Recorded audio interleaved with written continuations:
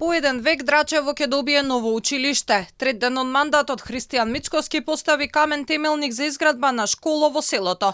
Основното училиште Свети Климент Охридски ќе биде изградено на местото на стариот објект изграден пред 100 години. Инвестицијата, која е од суштинско значење за општина Кисела Вода, е вредна над 1,5 милиони евра, а средствата се обезбедени од централниот буџет.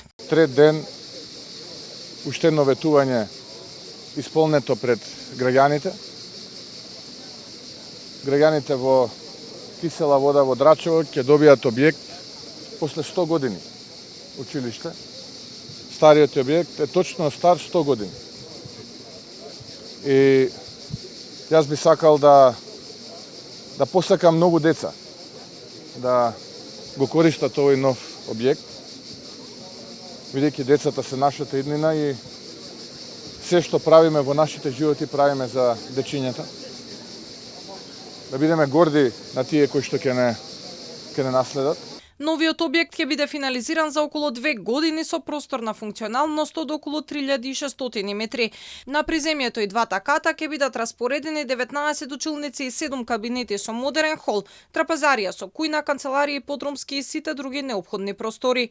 Градоначалникот Орце Ѓоргиевски вели дека соработката која конечно имаат со централната власт ќе придонесе за многу нови проекти.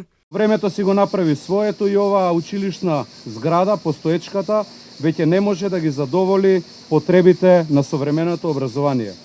И затоа денес ова не е само чин на поставување на камен темелник на новото училиште, туку и на едно цело ново поглавје кој ќе биде одбележано со новиот дом на многу идни генерации наши ученици овде. Новиот објект кој ќе биде финализиран за околу 2 години.